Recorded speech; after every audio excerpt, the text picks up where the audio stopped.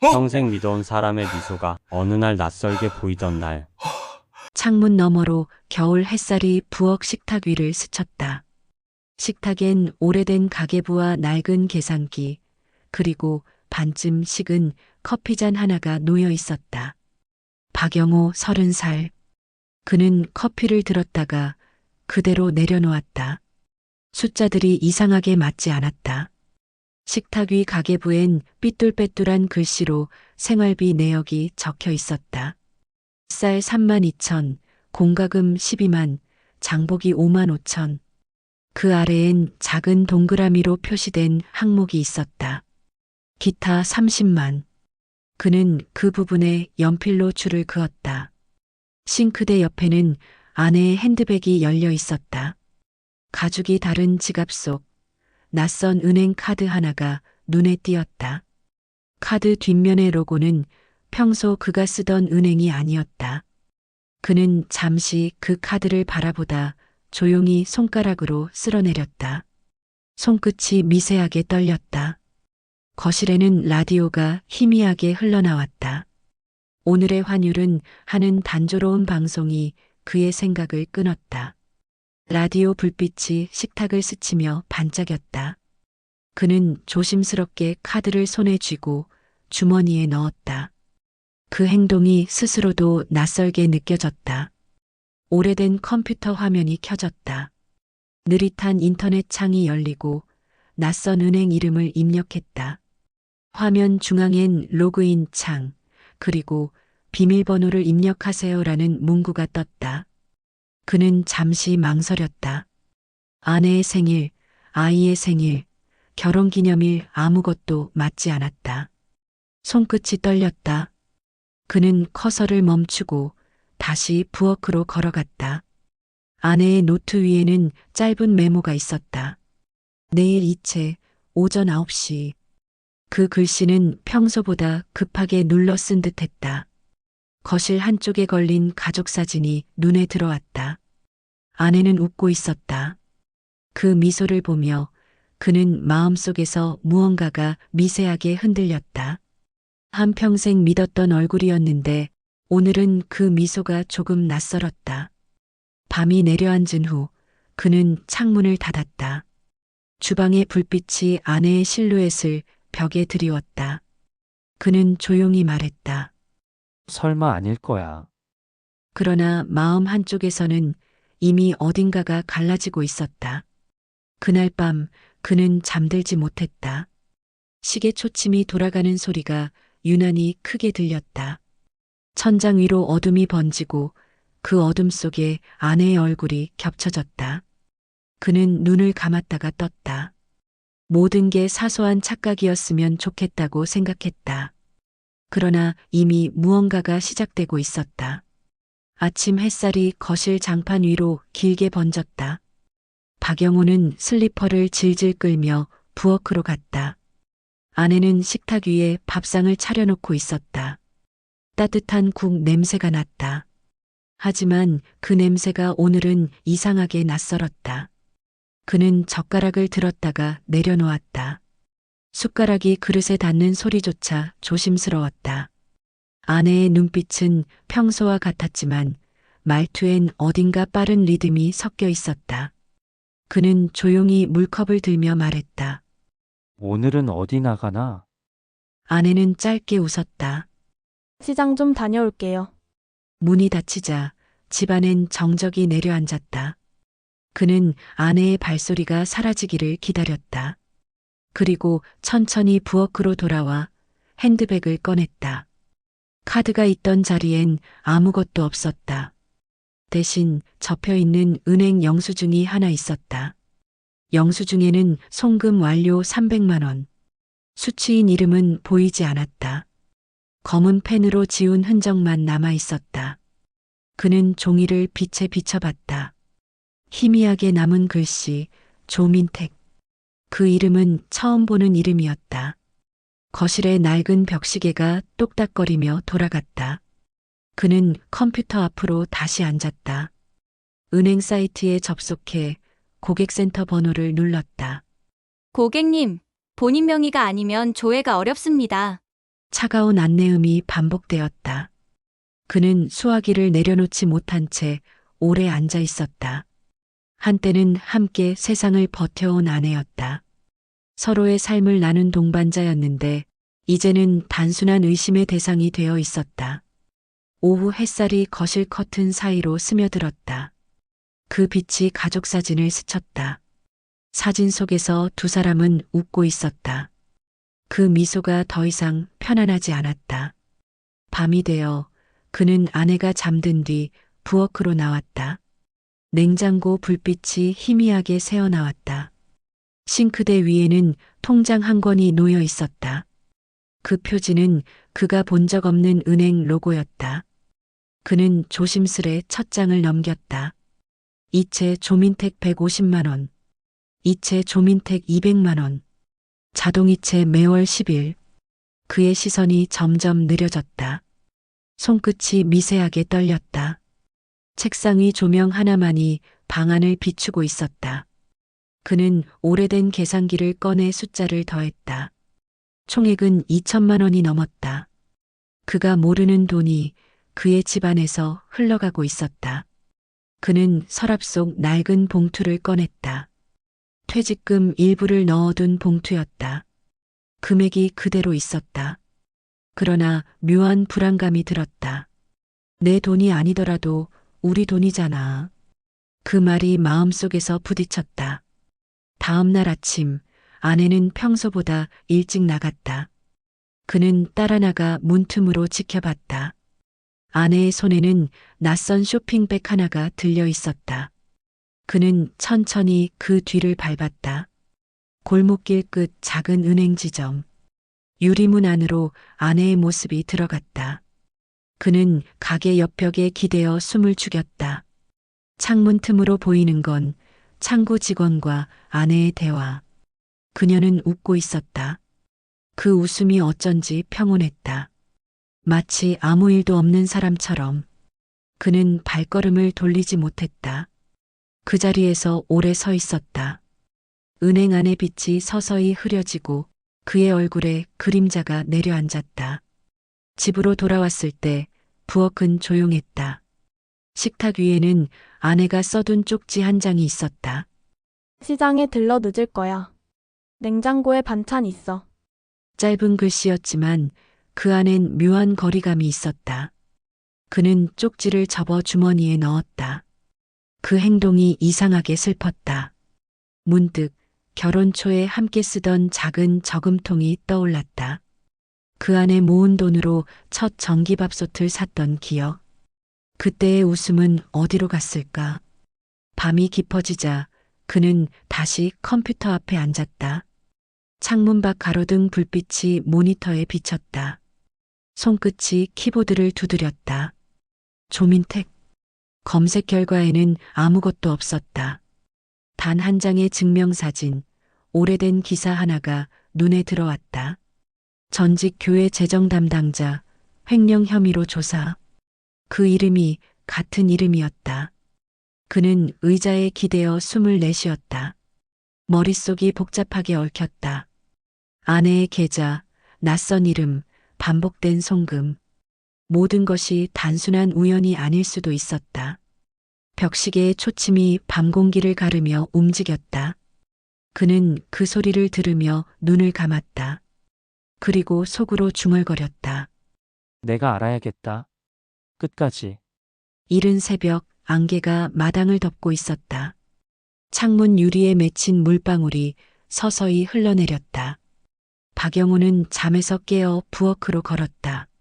식탁 위에는 반쯤 남은 찬밥 한 그릇, 그리고 아내가 놓고 간 노트가 있었다. 노트에는 단순한 숫자들이 빼곡히 적혀 있었다. 날짜, 금액, 송금처. 그는 그 종이를 바라보다가 손끝으로 한 줄을 짚었다.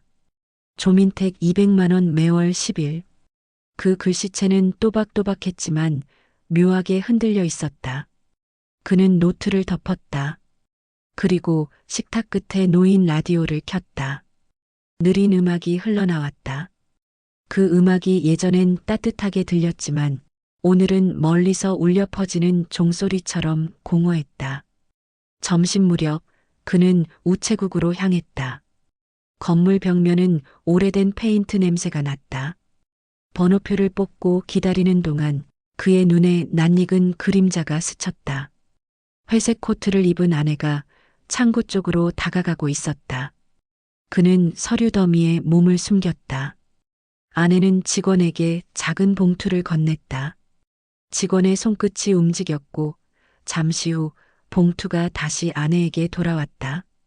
그녀는 봉투를 가방에 넣으며 미묘한 미소를 지었다. 그 미소가 그의 가슴을 깊게 베어냈다.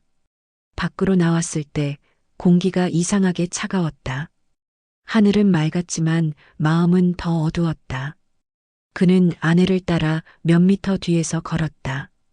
아내는 골목 끝으로 향했다. 그 끝에는 오래된 교회가 있었다. 교회 마당엔 낙엽이 쌓여 있었다. 아내는 조심스레 문을 열고 안으로 들어갔다. 그는 멀리서 창문 사이를 통해 내부를 들여다봤다. 십자가 불빛 아래 한 남자가 서 있었다. 그 남자는 아내에게 고개를 숙였다. 그 순간 박영호의 눈이 흔들렸다. 그는 문을 잡고 서 있었다. 가슴이 쿵쿵 울렸다. 조민택. 그 이름이 떠올랐다. 안쪽에서 두 사람은 조용히 대화를 나누고 있었다. 목소리는 들리지 않았지만 분위기는 분명했다. 아내는 봉투를 꺼내 건넸고 남자는 그걸 두 손으로 받았다. 그 짧은 순간 그는 그 장면을 오래 바라봤다. 믿음이 무너지는 소리가 귓가를 스쳤다. 비가 내리기 시작했다. 그는 발걸음을 돌리지 못하고 빗속에서 서 있었다. 우산을 들지 않은 채 온몸으로 빗물을 맞았다. 눈앞이 흐려졌다. 그리고 그의 마음도 천천히 젖어들었다. 그날 밤 집안은 고요했다. 아내는 평소처럼 밥상을 차렸다. 국이 끓는 냄새가 났다. 하지만 그는 젓가락을 들지 않았다.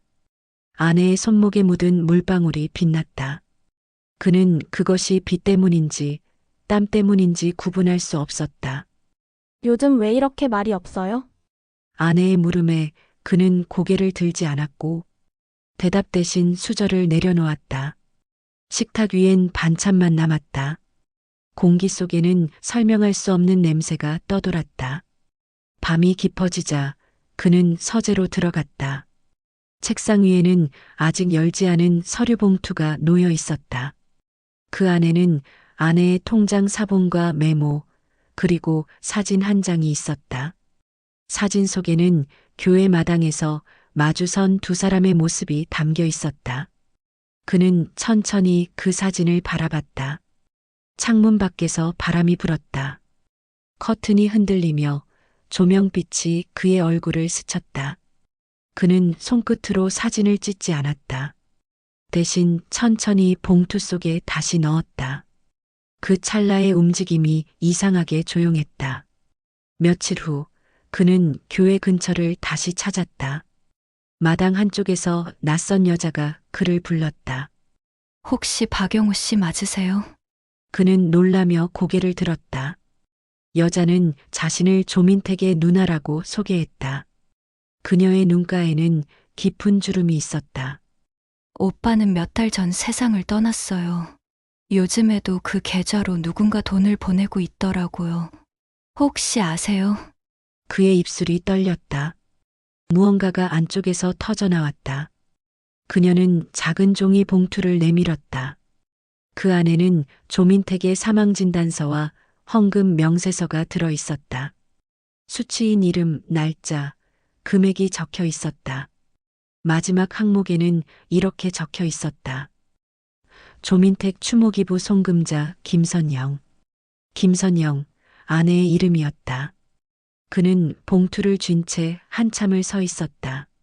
눈앞이 희미해졌다. 겨울 햇살이 사라지고 교회 종소리가 들려왔다. 그 소리는 너무도 고요해서 오히려 아팠다. 집으로 돌아오자 아내는 거실에 앉아 있었다. 손에는 차 한 잔, 얼굴엔 피곤한 미소가 떠 있었다. 그는 말없이 아내 앞에 봉투를 내려놓았다. 아내의 손이 잠시 멈췄다. 두 사람 사이에 긴 침묵이 흘렀다. 당신은 왜 이런 걸 숨겼어? 그는 힘겹게 말을 꺼냈다. 아내는 눈을 내리깔았다. 그리고 아주 천천히 입을 열었다. 그 사람 당신 몰래 도와주던 교회 친구였어요. 병원비도 장례도 아무도 안 챙겨줬거든요. 그는 아무 말도 하지 못했다. 숨이 막혔다. 분노와 슬픔, 그리고 이해할 수 없는 감정이 한꺼번에 밀려왔다.